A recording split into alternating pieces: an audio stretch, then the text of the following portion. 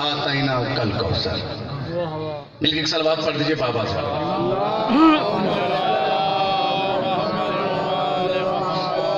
عزیزان محترم، آپ اس وقت کائنات کی عظیم الشان عبادت میں مصروف ہیں اور خداوند کریم آپ کی اس جلیل القدر عبادت کو اپنی بارگاہ میں قبول اور قبلہ محترم سید اظہر حسین شاہ صاحب کے مالک درجات مزید بلند ہیں کہ سال ثواب کی مجلس ہے اور جماعت الثانی کا مہینہ بھی ہے. اکثر آپ نے علماء کرام سے سنا ہوگا کہ رجب ہے علی کا مہینہ، شعبان ہے سرکار دو عالم کا مہینہ، رمضان ہے اللہ کا مہینہ. حالانکہ ترتیب شروع ہوتی ہے جماعت الثانی سے کہ جماعت الثانی ہے بی بی سیدہ کا مہینہ. تو اگر اللہ سے کچھ چاہیے تو اس بی بی کو راضی کرو، اور جس سے یہ بی بی راضی ہے اس سے علی بھی راضی، اس سے رسول بھی راضی اور اس سے اللہ بھی راضی. کیونکہ حدیث ہے کہ سرکار دو عالم نے یہ فرمایا ہے کہ جس نے بی بی سیدہ کو تکلیف دی اس نے مجھے تکلیف دی، اور جس نے مجھے تکلیف دی اس نے اللہ کو تکلیف دی. بالکل سادہ سادہ الفاظ میں اسی آیت کا ترجمہ کروں گا اور ممبر اپنے بھائیوں کے حوالے کروں. شاہ صاحب، اللہ کا وہ رسول جو نبیوں کا خاتم بھی ہے، باعث تخلیق دو عالم بھی ہے، اور سب سے بڑی بات یہ ہے کہ وہ اس کا محبوب بھی ہے.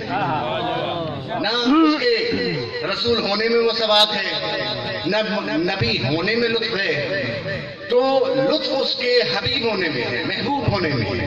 اب یہ تو کوئی اللہ سے پوچھے کہ اسے کیسا لطف آتا تھا جب وہ اپنے محبوب کو دیکھتا تھا. احمد الدین قاسمی نے ایک شعر لکھا، اس نے کہا سن کر تیری زبان سے اے افصح العرب، سن کر تیری زبان سے اے افصح العرب، لطف آ گیا خدا کو بھی اپنے کلام پر. جیو سیاد جیو، زندگی ہوئے زندگی ہوئے. جو ہم جیسا تھا نہیں، اللہ نے ہم جیسا بنا کے بھی، اور آج تک ہم جیسوں کو یہ شک ہے کہ وہ ہم جیسا تھا. دیکھیں، اللہ چاہتا ہے کہ اس کا محبوب اس سے کچھ مانگے. اب محبوب کو یہ ناز کہ میں کیوں مانگوں، کہ وہ محبوب ہی کیا کہ جس کے ہر طلب مانگ سے پوری ہو. میں اللہ کو نبی ہوتا تو مانگ لیتا، میں اس کا رسول ہوتا تو مانگ لیتا، میں اس کا محبوب بھی تو ہوں. اور وہ محبوب بھی کیا کہ جس کی ہر طلب مانگ سے پوری ہو. اور ارباب ذوق کی نظر ایک جملہ کہتا ہوں کہ مانگتا اس لیے بھی نہیں ہوں کہ مانگتا اس لیے بھی نہیں ہوں کہ مانگنے سے مانگ میں فرق آ جائے گا. اور دوسری بات یہ کہ مانگنے والوں کا حشر میرے سامنے ہے. جناب عیسیٰ ملاقات مانگنے گئے، چوتھے آسمان پر روک دیے گئے. جناب موسیٰ نے دیدار مانگا کوہ طور پہ، وہ جھڑکیاں سنی کہ ہوش اڑ گئے. جناب سلیمان نے کہا یا اللہ مجھے بہت بڑی سلطنت عطا کر، اور مانگنے کا نتیجہ کیا نکلا؟ ایک ملی چھوٹی سی انگوٹھی پہن لی تو مالک الملک، اور انگوٹھی اتار دی تو سلیمان بے ملک.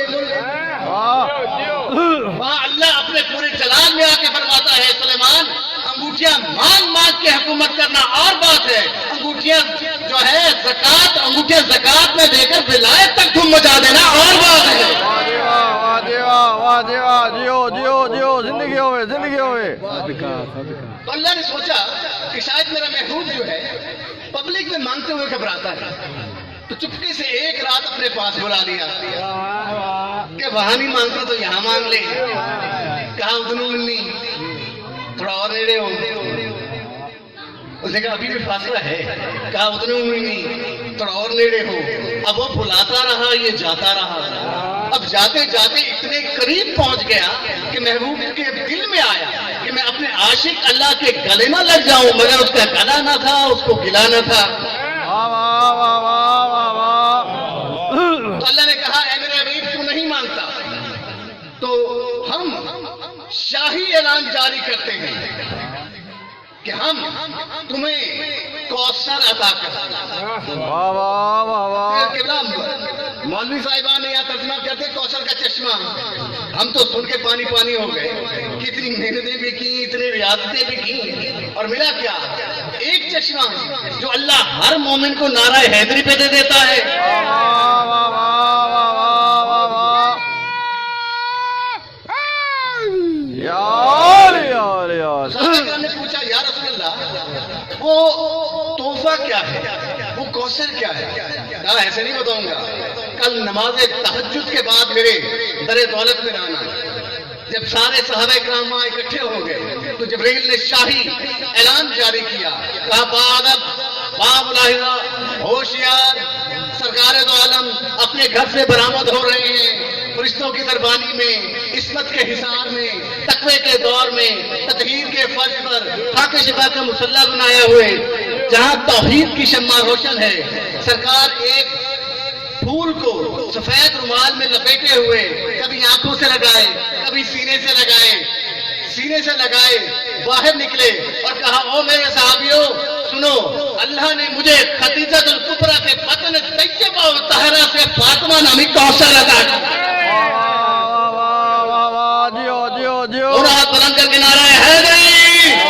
علی علی علی. جیو جیو. عزیزان محترم, روایات میں یہ ملتا ہے, ابھی آپ میرے بھائی کون سے بھی سن رہے تھے کہ جب یہ شہزادی آئی ہاں رسول تعظیم کے لیے کھڑے ہو, حتیٰ کہ سال 1.5 سال کی تھی تب آئیں, تب کھڑے ہو گئے, بڑی ہوئی تب آئیں, تب کھڑے ہو گئے, حتیٰ کہ سرکار کا آخری وقت ہے اور دیکھا کہ میری بیٹی آ رہی ہے, ساتھ لوگ کہا کہ مجھے سہارا دو, میری بیٹی آ رہی ہے. ہائے ہائے ہائے. اب مجھے آپ سوچ کے بتائیں ہاں کہ جس بیٹی کا ہاں اتنی عزت, اتنی تعظیم رسول کھڑے ہو کے کرتا ہو, کیا اس کے دل و دماغ میں یہ بات بیٹھ نہیں جائے گی کہ اب میں جہاں بھی جاؤں گی میری یہی عزت ہوگی؟ ہائے ہائے ہائے. صدقے یہی سوچ کے وہ ایک دربار میں چلی گئی. ہاں جب دربار میں پہنچی تو جناب سلمان فارسی کی جو چیز چیخیں نکل گئی. ہاں کہا لوگوں ایسا لگتا ہے کہ رسول کو چل کے آ رہا ہے. اور آگے بی بی نے لمبا چوڑا خطبہ نہیں دیا, پہلے صرف اتنا کہا کہ او میرے باپ کے صحابیوں, یہ ایک چھوٹا سا زمین کا ٹکڑا ہے, یہ میرے بابا نے مجھے دیا ہے, یہ مجھے دے دو. اور جواب میں دربار میں جو بھی جواب ملا وہ آپ اور بھائی سے سن چکے. گھر کے دروازے پر جب واپس آئی تو کھڑی تھی چھوٹی فاطمہ. چھوٹی فاطمہ نے سے اتنا پوچھا, اماں دربار میں کیا گزری؟ ماں نے سے اتنا کہا کہ آج جو میں درباریوں کے تیور دیکھ کے آ رہی ہوں نا, اگر یہی حال رہا تو تیری چادر کی خیر نہیں. اب میں سے حادثہ کہوں, اتفاق کہوں, کیا کہوں کہ دونوں میں ایک چیز اکٹھی ہوگی, ماں میں بھی اور بیٹی میں بھی, دونوں کو دربار میں جانے پڑا. اب آپ مجھے سوچ کے بتائیں کیا دیش میں اور پردیش میں کوئی فرق نہیں ہوتا؟ ماں جب دربار میں گئی, گھر کے ساتھ مسجد میں دربار, اور دربار بھی صحابی کا, اور جب بیٹی گئی, خدا کی قسم پڑھنے والوں سے پوچھیے گا, اس شہزادی کو 9 میل تک ننگے پیر چلایا گیا, 9 میل تک پیدل چلایا گیا. لیکن زخمی قدموں سے جب دربار میں قدم رکھا ہے نا تو زبان سے نکلا بسم اللہ الرحمن الرحیم, تو اونٹوں کی گلے کی بجتی ہوئی گھنٹیاں خاموش ہو گئی. تو مجمع میں ایک شخص بیٹھا تھا نابینا صحابی رسول, اس نے کہا کہ مجمع میں علی کہاں سے آ گئے؟ تو ساتھ اللہ کہتا ہے شکر کر, علی نہیں ہے, بنت علی. تو طرف کہتے ہیں علی کی بیٹی اور لفنگے کے دربار.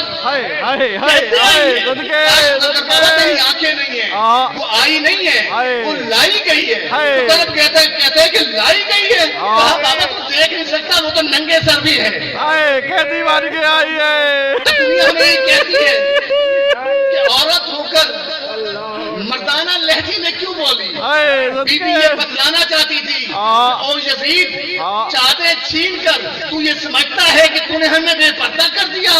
میں اس با پردہ خاتون کی بیٹی بیٹی ہوں جو اپنے لہجے کا بھی پردہ رکھنا چاہتا ہوں۔ ہائے ہائے ہائے صدقے صدقے۔ میں نے دیکھا اچانک ایک سفید سر والی عورت اپنا سر پیٹتی ہوئی داخل ہوئی، جیسے داخل ہوئی تو جلدی نے دیکھا مڑ کے اس کی اپنی بیوی تھی ہند، دوڑ کے اپنی چادر جو ہے اس کے سر پہ ڈالی اور کہا تم مردوں کے مجمع میں کیا کرنے آئی ہے؟ اس مومنہ عورت نے جو ہے چادر اٹھا کے نیچے پھینکی اور کہا او یزید پہ غیرت، مجھے اپنی بیوی کے پردے کا خیال ہے، اس کا خیال نہیں ہے کہ جس کی ماں